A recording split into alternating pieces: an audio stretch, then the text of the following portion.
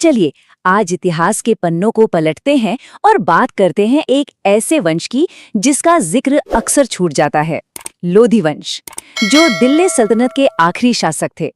देखते हैं कि उनकी कहानी क्या बताती है। तो ये जो दस्तावेज है ना, यही हमारी कहानी का आधार है। हम बात कर रहे हैं साल 1451 से 1526 के दौर की। एक ऐसा वक्त जिसने भारतीय उपमहाद्वीप का नक्शा हमेशा के लिए बदल दिया। सवाल ये है कि लोधी वंश में ऐसा क्या खास था। खास ये था कि वे दिल्ली सल्तनत पर राज करने वाले पहले अफगान थे। ये सिर्फ एक राजा का बदलना नहीं था, ये सत्ता के समीकरण में एक बहुत बड़ा बदलाव था। पूरी कहानी असल में 3 सुल्तानों के इर्द गिर्द घूमती है। पहले बहलोल लोधी, जिसने इस वंश की नींव रखी। फिर उसका बेटा सिकंदर लोधी, जिसके राज में ये सल्तनत अपने चरम पर पहुंची। और आखिर में इब्राहिम लोधी, जिसके दौर में सब कुछ बिखर गया। तो चलिए कहानी की शुरुआत से शुरू करते हैं। मिलते हैं बहलोल लोधी से, वो शख्स जिसने इस सब की शुरुआत की। तारीख थी 19 अप्रैल 1451। बहलोल लोधी बहलोल शाह गाजी की उपाधि के साथ दिल्ली के तख्त पर बैठा और इसी के साथ एक नए दौर की, एक नए राजवंश की शुरुआत हुई। आप देखिए, बहलोल का अंदाज ही अलग था। वो अपने रईसों को मसनद अली कहकर बुलाता था, मतलब मेरे सरदार। जरा सोचिए, एक सुल्तान अपने सरदारों के सम्मान में खड़ा हो रहा है। ये सिर्फ कोई दिखावा नहीं था, ये एक बहुत ही स्मार्ट पॉलिटिकल चाल थी। अफगान सरदारों को अपनी आज़ादी बहुत प्यारी थी और उनके साथ बराबरी का सुलूक करके बहलोल ने उनका भरोसा जीता और अपनी नई नई सल्तनत को मजबूत किया। अब बहलोल के बाद आते हैं उसके बेटे सिकंदर लोधी, और कहा जाता है कि उसके दौर में लोधी वंश अपने चरम पर था, अपने स्वर्ण युग में। सिकंदर लोधी सिर्फ एक शासक नहीं था, वो एक विजनरी था।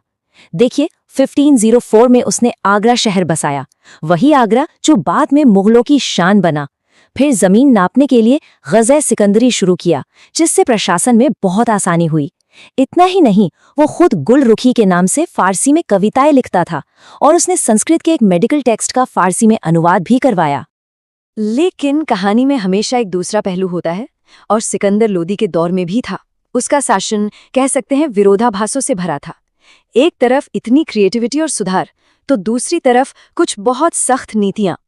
उसने कुछ बेहद सख्त फैसले भी लिए, जैसे नगरकोट के ज्वालामुखी मंदिर की मूर्ति को तोड़ने का हुक्म दिया गया, और ऐसा कहा जाता है कि उसके टुकड़ों को वजन के तौर पर इस्तेमाल करने के लिए कसाईयों को दे दिया गया था। उसने ताजिया जुलूसों पर रोक लगा दी और औरतों के संतों की मज़ारों पर जाने पर भी पाबंदी लगा दी। ये उसके शासन के वो पहलू हैं जो उसकी विरासत को और भी ज्यादा जटिल बना देते हैं। और फिर 21 नवंबर 1517 को गले की एक बीमारी की वजह से सिकंदर लोधी की मौत हो गई। उसकी मौत के साथ ही लोधी वंश का सुनहरा दौर भी खत्म हो गया और कहानी के आखिरी अध्याय की शुरुआत हुई। और यहीं से कहानी के आखिरी किरदार की एंट्री होती है, इब्राहिम लोधी। और उसके तख्त पर आते ही लोधी वंश के पतन की उल्टी गिनती शुरू हो गई।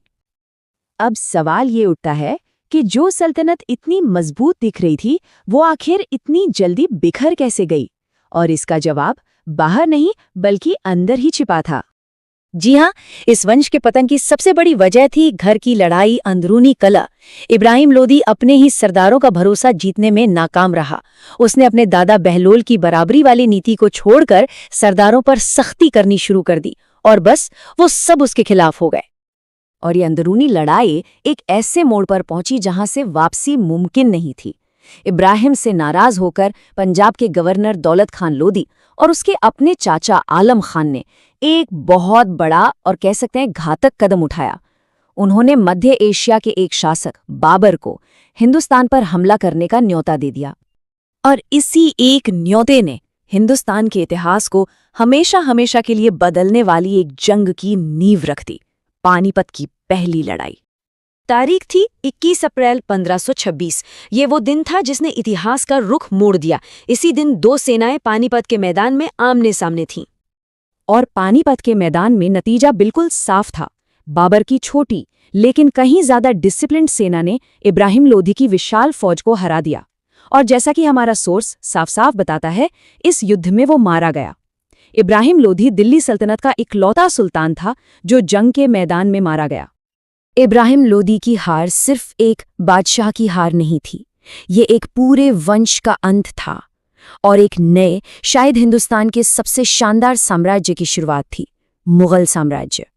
तो आखिर में जब हम पीछे मुड़कर देखते हैं तो लोधियों की विरासत क्या है, हमें उन्हें कैसे याद रखना चाहिए? तो देखिए, लोधियों की विरासत एक दो-धारी तलवार जैसी है। एक तरफ वो दिल्ली के पहले अफगान शासक थे, उन्होंने आगरा जैसा शहर बसाया, जमीन के सुधार किए, लेकिन दूसरी तरफ उनकी अपनी ही अंदरूनी फूट ने अनजाने में ही सही मुगलों के लिए हिंदुस्तान का दरवाजा खोल दिया। तो चलिए आपको इसी सवाल के साथ छोड़कर जाते हैं। जरा सोचिए, अगर उस दिन पानीपत में नतीजा कुछ और होता, अगर इब्राहिम लोधी वो जंग जीत जाता, तो आज हमारे देश का इतिहास कैसा होता? सोचने के लिए एक दिलचस्प सवाल है ना? जब तक न सफल हो नींद चैन को त्यागो तुम, जब तक न सफल हो नींद चैन को त्यागो तुम, संघर्ष का मैदान छोड़कर मत भागो तुम। कुछ किए बिना ही जय जयकार नहीं होती, कोशिश करने वालों की कभी हार नहीं होती।